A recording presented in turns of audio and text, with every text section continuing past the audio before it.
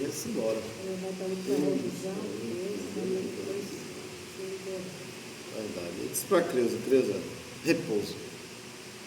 Não pode dar errado. Se der errado, pode ficar cego. Então, melhor não falar com ninguém, não olhar para a luz, manter, para desinflamar, não tem infecção, não tem nada. Aí não dava tanto probleminha, porque o sol. Não pode. Luz, sol, nada. Prejudica, é muito fininho, microvasos, leva sol, desanda a coisa. Porque cada caso é um caso, né? Exatamente. Tem pessoas que fazem cirurgia no que está dando, caminhando, tá? Mas caminhar sim, mas levar sol não. Não pode não. A luz é que prejudica. A luz do celular prejudica. Eu espero, esquece o celular.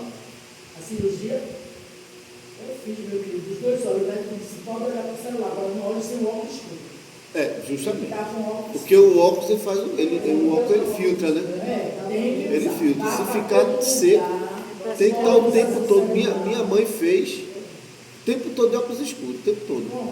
Porque o problema é a luz. Mas se puder evitar no celular. Se pode evitar, ela tem que usar mesmo óculos escuros. Isso já foi o que eu fiz, quando se fazia o médico todo faz isso aqui, na minha família, Mas o tempo todo de óculos, né? de óculos. É, exatamente. Tem que tirar a luz. O ultravioleta prejudica. Pois é. Mas alguns meus dias tem que ficar meio Não, tem que estar. Agora não pode varrer casa, não pode estar com a cabeça baixa, Pode não não. pode fazer Olha, nada. o problema na visão. O problema na visão é o quê? É uma pressão. É pressão. Se você acabou de fazer a cirurgia, removeu carnosidade, no caso de quem foi aquela carnezinha crescida, isso aí, a pressão que dá qualquer estresse, você pode romper um vazio daquele que já foi mexido. Problema. É por isso que muitos fazem, eu perdi a visão, não faço, mas depende do Exatamente, o pós é o pior. A cirurgia é simples, aparentemente, mas pós. Porque a pessoa que volta, aí é problema, aí fica difícil. Quando você vai pegar um peso, você vai pegar um peso, o que é que vai acontecer? O coração vai dar pressão para fazer você. Aí o que é que vai acontecer? Naquele vazio que foi mexido, aquilo ali pode romper. Aí, meu amigo. Minha mãe fez uma boca paralisão, a senhora voltou cega. Ela pegou o peso. Pode não. Amados, quero deixar aqui um versículo bastante conhecido, no capítulo 41 de Isaías. Todos os irmãos já devem até saber, mas vamos ler aqui para a gente entender. 41, o 9 e o 10. Isaías 41, 9 e 10.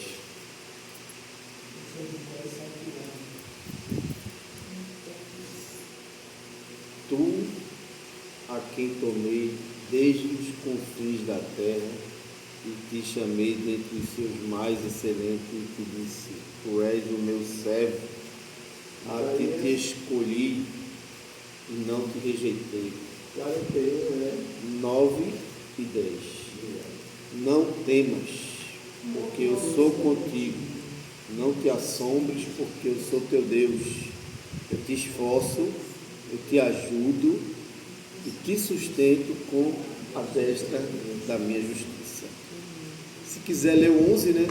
Eis que envergonhados e confundidos serão todos os que se irritaram contra ti, tornar-se-ão nada, e os que contenderem contigo perecerão. Amém? Por que é possível que pessoas se tornem nada diante de nós? Porque somos poderosos? Não. É porque temos um Deus que julga a nossa causa. Temos o mesmo Deus que Paulo perseguiu. E o que foi que aconteceu com Paulo? Ou se converte, se muda, ou vai embora. Tem que escolher, né? Por quê? Porque qual foi o posicionamento de Deus naquela hora? Paulo, por que tu me persegue? E Paulo estava perseguindo Jesus, né? Paulo estava perseguindo o povo. Então, a pessoa que vem de encontro ao povo de Deus, achando que está indo de contra a CPF, vai dar de cara com Deus, que mandou a gente fazer o que a gente está fazendo: cultuar, adorar, pregar, louvar, dar o exemplo, refletir a glória de Deus, a imagem de Cristo, ainda que sejamos, que vivamos aquilo que a irmã leu, 2 Coríntios. Mas você vai ver, se você for lá para 2 Coríntios, você vai ver qual é a resposta do Senhor com relação ao que a gente pode viver, né? 2 Coríntios, capítulo 4, né? Que a irmã leu, 4, 7, vamos ler isso para fazer a comparação. Porque se você pegar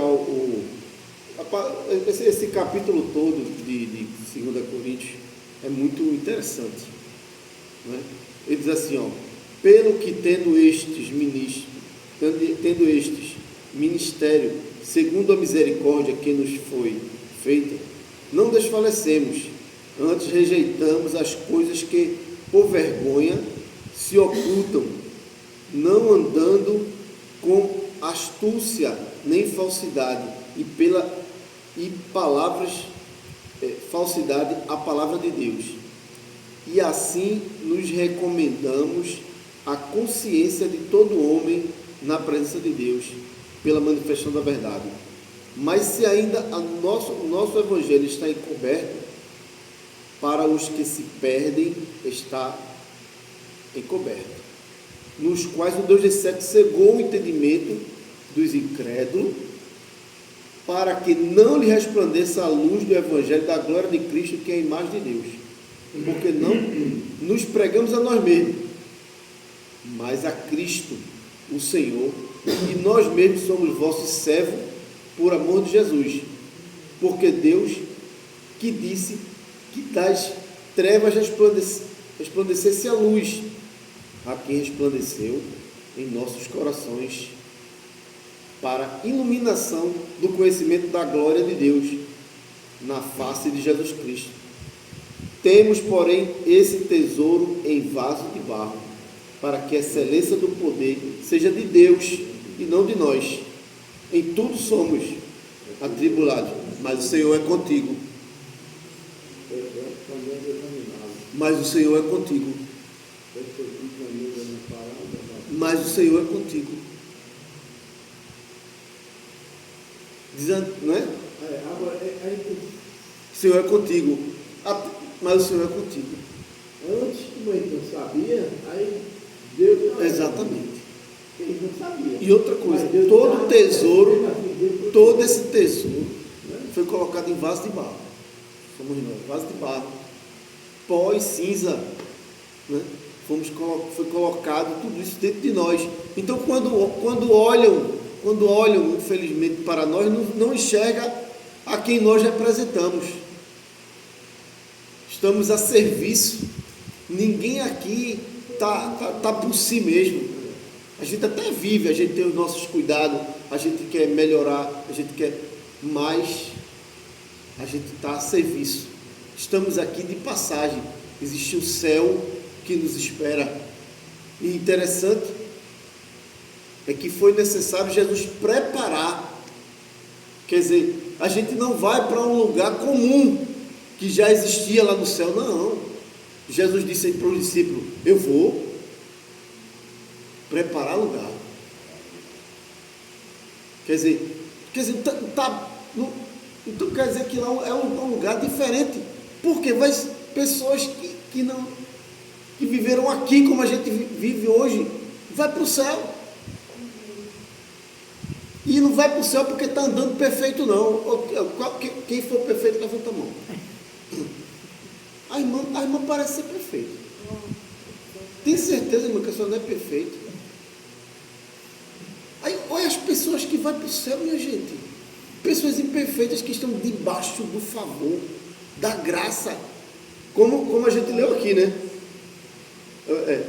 Temos por esse tesouro, em tudo somos atribulados, mas o Senhor é contigo. Perseguidos, mas o Senhor é contigo. Perplexos, mas o Senhor é contigo. Abatidos, mas eu sou contigo. Eu te escolhi. Eu te chamei das trevas para maravilhosa luz. Aí vem um ser humano qualquer, comedor de farinha, aí diz: vou prejudicar, vou perseguir, vou matar, vou arrumar uma carta, feito o apóstolo, vou arrumar uma carta e vou pegar autorização e vou pegar tudinho. E quem for do caminho, eu vou matar, prender, conforme. Aí a Bíblia diz que Jesus vai lá. E no caminho para Damasco, o Senhor tem um encontro com Saulo. Quando ele, irmão, tente acender uma lâmpada em plena luz do dia, ela não é nada, ela não responde por nada do que ela está fazendo ali naquela hora, ela não ilumina. E a Bíblia diz que ele viu uma luz em pleno sol no caminho de Damasco. Será que era mais forte que o sol? Porque ele percebeu a luz ao ponto de ficar cego. Eu tenho certeza disso. Ele fala de dia, né? Não. Uma luz. Eu acho que é uma luz mais forte que você pode perceber num sol quente, só se for de solda. Você percebe, talvez, aquela luz. Eu olhar para ele. A luz da solda, quando você está soldando, e eu soldo também. Que geralmente você não faz no sol quente aquilo. Mas eu acho que ainda que você fizer no sol, você vai sentir. Ela vai iluminar, ela não vai conseguir iluminar mais do que o sol. E a Bíblia diz que Saulo sentiu aquela luz, viu aquela luz, puf, caiu. Aí ele veio a pergunta: Saulo, por que tu me persegue, meu amigo? Você me persegue. O cara... Aí já mudou, né? De perseguidor, agora ele se sentiu servo. Quem é, Senhor? Poxa, e tu já virasse servo, foi? Tu já é senhor de quem tu nem conhece. Tu já chamaste de senhor, quem tu nem está vendo mais. No instante o homem, né? Porque o Senhor é com aqueles. Era com aqueles que ele estava perseguindo para matar, para fazer, para acontecer. Aí ele: quem é, Senhor? Eu sou aquele a quem tu persegue. Tirou a visão do homem na hora, né? Não. Na hora. Aí o homem, olha, mudou de posição. Agora ele estava abatido, perplexo. Mas agora o Senhor era com ele. Agora mudou a missão, mudou a história dele, mudou tudo, mudou a visão dele de mundo. Chega uma hora na Bíblia que ele diz: olha, todo o meu conhecimento eu tenho, todo o conhecimento que eu tenho aos pés de Gamaliel, eu tenho como esterco. O que é esterco, irmão? Todo mundo sabe o que é. Ele chamou tudo que ele tinha dentro dele, que ele aprendeu no judaísmo, que ele era fariseu. Você pega Romanos, capítulo 5, 6, 7. Quando chega no 8, ele não aguenta. Ele não aguenta a revelação. Ele para adorar. Ele fala: ó profundidade das riquezas, da sabedoria e do conhecimento de Deus. Quando ele começa a falar ali, você pega o capítulo 5, que ele começa a falar: por causa da desobediência de um, todos foram feitos pecadores, mas por causa da obediência de outro. E ele começa a se aprofundando naquilo. Aquilo ali era Deus revelando a ele. Chega uma hora que ele para assim e começa a louvar a Deus. Profundidade da riqueza. Aí quem nos separará, né? Que até aquilo ali é tanto uma adoração que tem uma música sobre aquilo. Quem nos separará do amor de Cristo? Será tribulação, custa ou perseguição. E é uma adoração aquilo ali. que ele na hora ele não aguentou, irmão. Era muito grande, porque ele estava escrevendo exatamente isso aqui que a gente hoje entende, que a gente conhece, que trouxe revelação. Era Deus falando com ele. Escreve, Paulo. E o detalhe, né? Em cadeias. O escritório do homem que iria escrever 12 livros, que seria chamado de Palavra de Deus. O cara estava preso injustamente, porque pregava uma palavra, contrariava o sistema que existia religioso naquela época. Somente seguiu o exemplo de Cristo, né? Porque Cristo também foi perseguido porque contrariou o sistema religioso. Foi ou não foi? Porque qual o pecado? Como é que o Filho de Deus, tem um cara por aí, que pela história dele, ele nasceu de uma virgem, ele cresceu uma vida reta, e agora, após 30 anos, ele se revelou, e o homem está fazendo milagre, o homem está fazendo isso, está fazendo aquilo outro. Aí tu vai fazer o quê? Vai mandar prender o cara, meter a mão na cara dele, cuspir nele, dar burro, dar soco, pegar ele pela beca, bofetear. É assim que você vai tratar um cara que a Bíblia diz, que diz assim, em breve vereis o Filho do Homem, a destra de Deus, vindo nas nuvens. Olha o pecado de Jesus.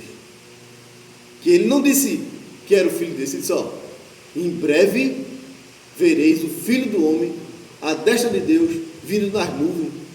Pecado do cara que levou ele à crucificação. Então você é o Filho de Deus. Vem cá, pega o livro de Isaías, me mostra aqui, isso aqui se cumpriu, você nasceu de uma virgem, capítulo 9 de Isaías, você saiu de uma virgem, olha, você é o Messias, cara, sempre fiquei sabendo, você transformou água em vinho. Esse era o tratamento que o Filho de Deus deveria receber, mas foi o que eles fizeram. Eles não trataram o Filho de Deus como deveria. E a gente sabe o juízo que veio. 70 anos depois, quem viveu sentiu o peso do braço de Roma. Profetizado, né? Já. Deus deu tempo do arrependimento. O Evangelho continuou sendo pregado ali, debaixo do chicote, de prisão. É que o Senhor nos ajude, irmão, se manter firme. Porque podemos ser atribulados, podemos ser abatidos, podemos ser tudo que a Bíblia fala, mas o Senhor é com a gente.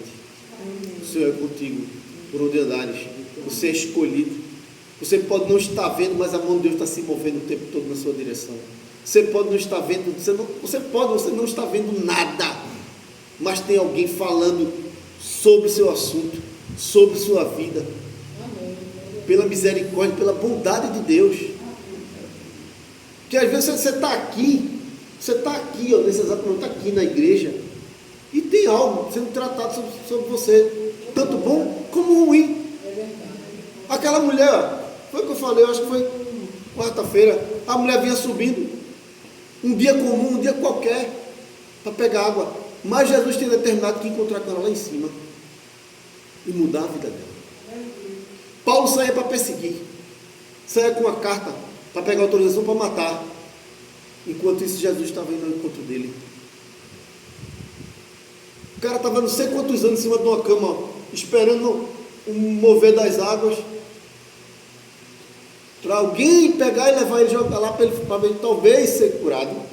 Enquanto isso vinha 13 homens. Dá licença aqui, dá licença aqui, dá licença aqui. E um na frente. Chega perto daquele homem, não sei quantos anos em cima de uma cama, tu quer edificação. Mas a perspectiva de vida dele, daquele homem do tanque de Betesda, zero. Ele disse, mas eu não tenho ninguém, olha ele olhando as pessoas de baixo para cima, mas eu não tenho ninguém que me leve lá embaixo quando a água se mexe. Está Jesus olhando para ele assim, o dono da cura, o Todo-Poderoso olhando para ele assim, de cima para baixo, e ele olhando assim, eu não tenho ninguém. Se eu fosse Jesus, eu não perguntei isso, eu perguntei se tu quer ficação.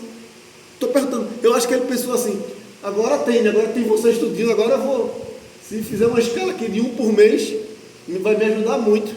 Quando a água mexer lá embaixo, me levar, né? Agora tem 12, né? Fora o senhor também, é 13. A resposta era óbvia, sim, quero ficação.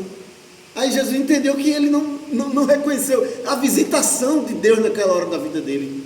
Ainda sem fé, sem crer, sem perspectiva, Jesus faz: levanta, pega teus panos sujo, mijado, em companhia limitada aí, ó. Ele disse nem fim, né? Nem fim é visto. A resposta: quer ficação? Quero. Sim. Tem que ser igual o cego Bartimeu. Quer ficação? Me dá um cão guia mesmo?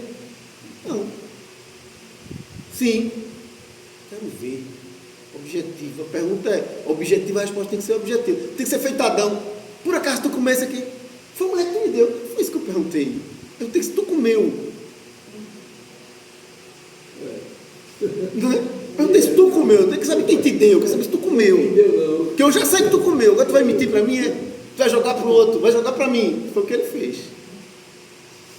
Foi o que ele fez. Né? A ofensa, aquela é a primeira ofensa. É a primeira ofensa que levou a gente até aqui. É aquela ofensa ali. A mulher que tu me deu. Aquela foi a primeira ofensa. Acusou Deus de ter dado uma mulher que prejudicou os caminhos dele. Não, quem prejudicou foi tu, cara. Tu fez besteira. Tu que na hora de dizer: ei, isso é dali? Que história é essa, rapaz? Porque quando Eva comeu, nada mudou, minha gente. Nada. Mudou nada agora porque ele comeu. Aí na mesma hora, Adão, como se não soubesse, né? Porque Deus começa o julgamento quando ele clama por Adão. Adão, onde estás? Porque ele já sabia onde Adão estava. Mas ele também sabia que Adão estava escondido. Existia uma possibilidade de Adão tomar vergonha na cara e dizer: a gente pecou, a gente está errado, a gente comeu isso aí, nada mudou. Tu vê que essa história que a serpente disse que a gente ia ser igual a Deus, cadê? Olha aí, quando é que a gente está aqui agora com vergonha escondido? Vou me levantar. Quem é seu? Aqui. Eu e ela comeu daquela planta que o senhor disse que não. A história seria outra. Ou não? Rapaz, era outra história, meu irmão. É porque alguém falou que ia ser igual a Deus. Não pode ser igual a Deus. Sendo que ali é a mentira do diabo, né? Até hoje pessoas acreditam que são igual a Deus. Tem pessoas que acreditam que são igual a Deus. Você até é igual a Deus, mas você não é Deus. Que a Bíblia diz o quê? Façamos o homem a nossa imagem e semelhança. Imagem e semelhança. Somos a sua imagem e semelhança. E quando a serpente diz igual a Deus, conhecendo o bem e o mal, é sobre isso. Todo mundo aqui conhece o bem e o mal. Por que ela usou a imagem de Deus e não a imagem dela? Porque ela também conhecia o bem e o mal. Não é? Então o diabo ele continua enganando, ele continua tentando atribular a vida das pessoas, continua tentando atrapalhar, sendo que você tem que entender que isso é desde o Éden até hoje. Até hoje a serpente continua tentando atrapalhar, tentando fazer a nossa vida tribulada, tentando fazer a nossa vida angustiada, tentando fazer a nossa vida uma vida perplexa, tentando atrapalhar de todas as formas. Mas entenda, o Senhor é contigo, o Senhor é conosco.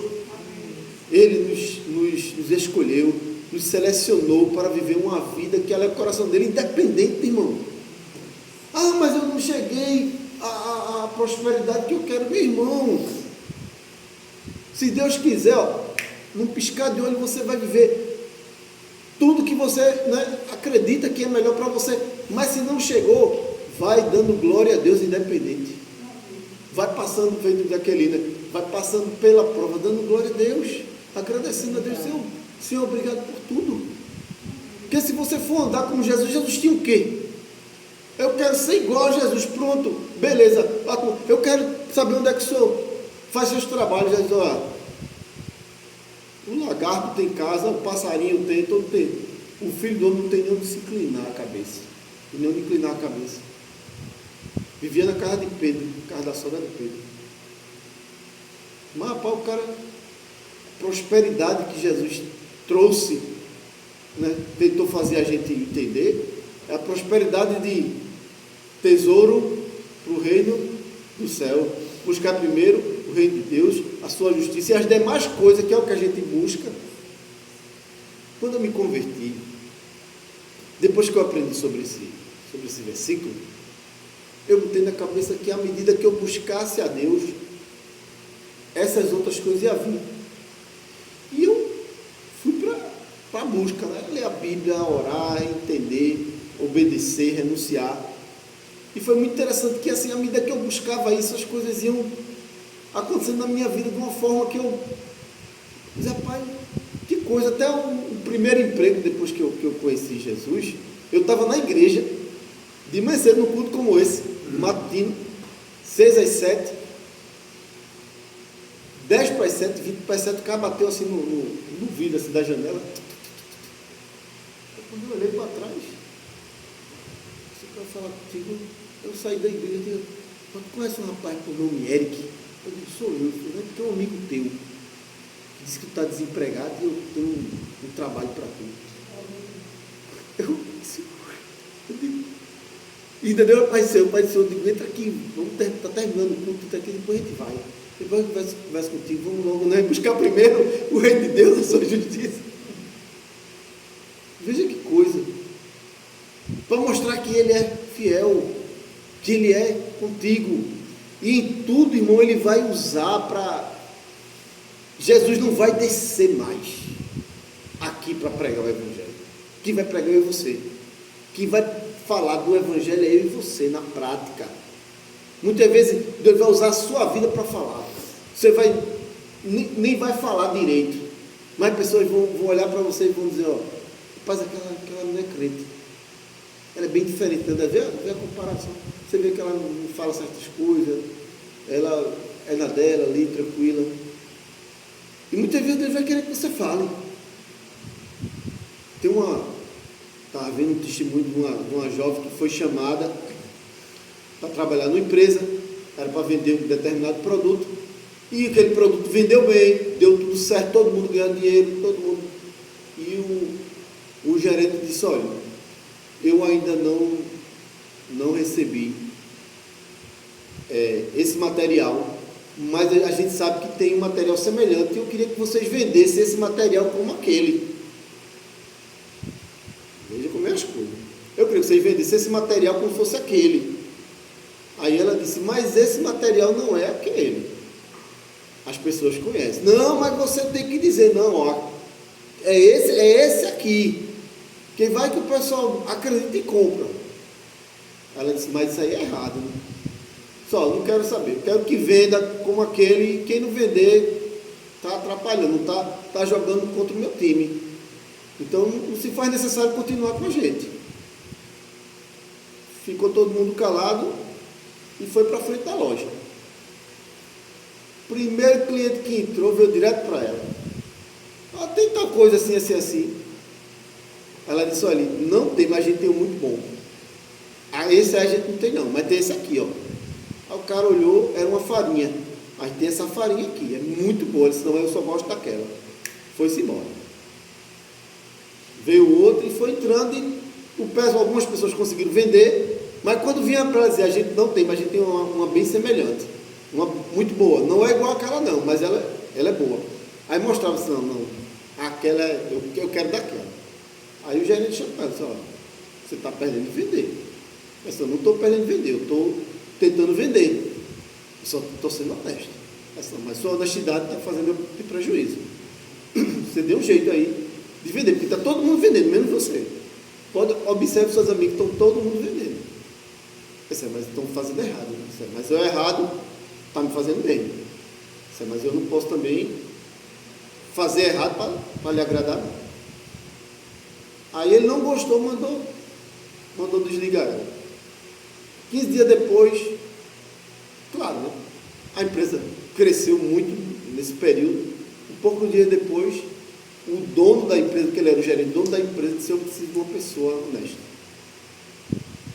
Preciso de uma pessoa segura, que seja firme. E veja aí uma dessas meninas aí, esse menino na frente da loja, para trabalhar aqui no financeiro. Aí ele começou a olhar, né? Fulana mente. Fulaninho, foi, eu disse para ele naquele dia enganar, ele seguiu. Rapaz, não tem ninguém. Aí falou pro dono, ó, assim, que eu veja lá, tem de honestidade. Aí, são quantos ali? Não eram tanto, mas uma saiu. Saiu por quê? Não, porque assim, acabou uma farinha, aí eu disse para todo mundo vender uma farinha como fosse a outra. E essa daí não se curvou, disse que não ia ser desonesta. Isso foi? Tem o número do celular dela aí? Tem. Ligou para ela e disse, você quer trabalhar? Agora é para trabalhar no financeiro, tal, para precisar de uma pessoa segura, honesta, tal. Foi chamado para trabalhar no setor. Senhor, é contigo. Onde quer que estares? Muitas vezes você não entende, né? Uma pressão que está vindo. Meu já aconteceu uma coisa assim.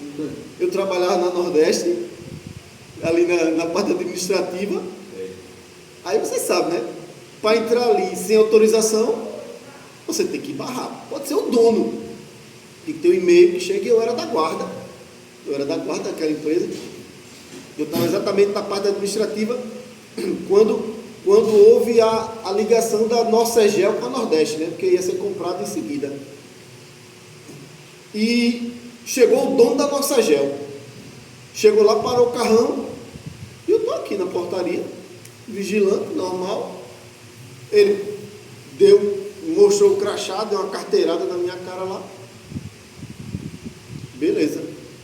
Só um minutinho que eu estou esperando o e-mail para liberar a sua entrada. Ele disse, não, mas eu sou fulano. Eu digo, eu não conheço senhor. Aí liguei para Braz, que era inspetor de lá dentro do Brasil. Eu tenho um cara assim, Braz disse, segura ele aí, que eu sei quem é, ele é o dono, mas aqui ele tem autorização para entrar ainda não. Pode segurar, que a gente vai abordar ele aí, como se ele fosse um bandido. Eu disse, como assim? Vamos. Aí abriu o aquário, sabe o que eu estou falando? O aquário era uma parte por onde sai o carro forte. E quando a porta se abre, sai 2 homens armados, até os dentes, para poder o carro forte sair cheio de dinheiro. Aí ele veio de novo, bateu lá e pá, já com ignorância. Lê aqui. Aí eu disse, mas eu já li, mas o senhor ainda não tem autorização para entrar. Cara, era o dono, era o sócio, mas eu não conhecia e foi dito para ele não deixar ele entrar. Quando ele estava bem afobado lá, que ele já ia saindo de novo pela 3ª vez, aí saiu o pessoal, saiu o carro forte, e os caras vieram com a espingarda 12 armado e apontaram, né, para ele assim, só para fazer para ele entender que era um procedimento, que ninguém entrava porque dava crachá, dava carteirada. E quando veio, aí deram um baculete no carro dele, e ele, ao mesmo tempo, o diretor veio e falou comigo, pode deixar ele entrar agora. Aí eu deixei entrar, ele arrudeou, me parabenizou, porque realmente eu estava cumprindo o protocolo, né? O protocolo da parte administrativa, só entrada, se tivesse um e-mail, podia ser quem fosse. Polícia Federal, me chegou uma vez, eu quero lá para a Polícia Federal para fazer uma inspeção de arma, eu barrei, meu amigo, ali eu tive medo. Porque eu quero dizer, quando eu voltar, eu vou prender você. Eu dizia, Braz, pelo amor de Deus, o cara está aqui dizendo que vai me prender, está batendo aqui com aquele brasão da polícia assim, ó, no vidro. Abra aqui, pro carro entrar e abra aqui que eu quero olhar direitinho na sua cara. O Braz, pelo amor de Deus, eu vou preso, eu vou segurar ele aqui. Quando o Braz chegou, aí entrou o gerente de arma, não sei o quê, que eles iam fazer uma inspeção que havia tido um vigilante, havia tido um homicídio, né? O cara tentou roubar, não sei o que, o vigilante atirou e queria fazer uma inspeção das armas. Aí vieram, meu amigo, logo na portaria do administrativo, onde vai entrar, não pode dar o que for, não entra. E se atirar aqui, as paredes tudo blindadas.